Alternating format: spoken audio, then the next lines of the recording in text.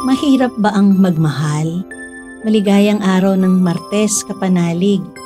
Ipinagdiriwang po natin ang kapistahan ni Santa Teresa ng Portugal.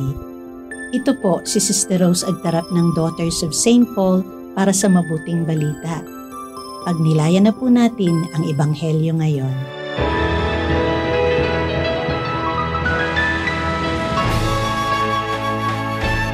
Sinabi ni Jesus sa kanyang mga alagad, "Narinig na ninyo na sinabi, mahalin mo ang iyong kapwa at kamuhian ang iyong kaaway. Ngunit sinasabi ko sa inyo, mahalin niyo ang inyong kaaway at ipagdasal ang umuusig sa inyo. Sa ganito kayo magiging mga anak ng inyong amang nasa langit, sapagkat pinasisikat niya ang araw sa kapwa masama at mabuti, at pinapapatak ang ulan sa kapwa makatarungan at di makatarungan. Kung mahal niyo ang nagmamahal sa inyo, ano ang gantimpala niyo? Di ba't ginagawa rin ito ng mga pagano? Kaya maging ganap kayo gaya ng pagiging ganap ng inyong amang nasa langit."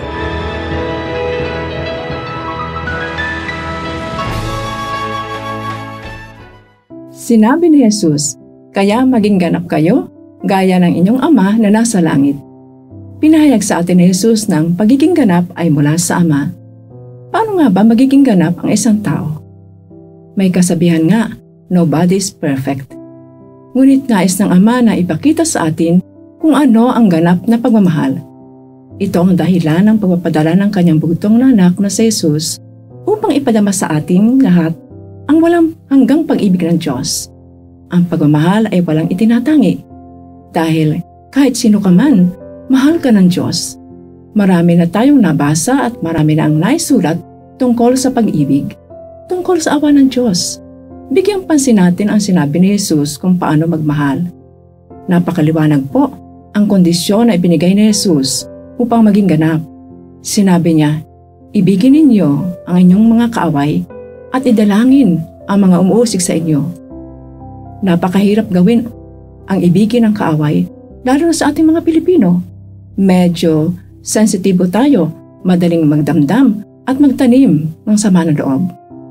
Ngunit posible ang magmahal kung susundin natin ang sinabi ni Jesus. Pagnilayan natin kung paano pinatawad ni Jesus ang mga nagpahirap at nagpapatay sa Kanya. Nanalangin siya sa Ama habang nakabayubay siya sa krus. "Ama, patawarin mo po sila sapagkat di nila nalalaman ang kanilang ginagawa."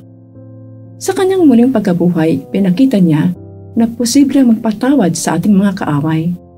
Kaya naman sinabi niya, "Kung iniibig ninyo ang mga umiibig sa inyo, anong gantimpala ang inyong makakamtan? Di ba, gayon din ang ginagawa ng mga publikano?" Ang Diyos ang ugat ng tunay na pagmamahal.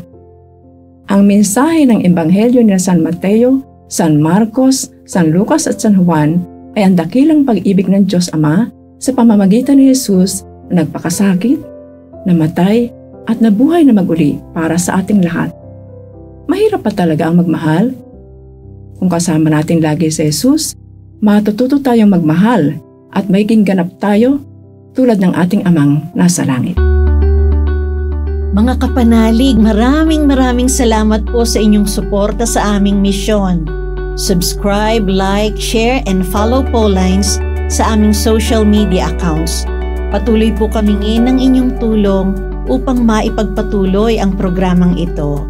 Maaari po ninyong ipadala ang inyong love offerings at donasyon sa aming donations channels. Makakaasa po kayo na kasamang lagi ang inyong mga intensyon at kahilingan sa aming panalangin araw-araw.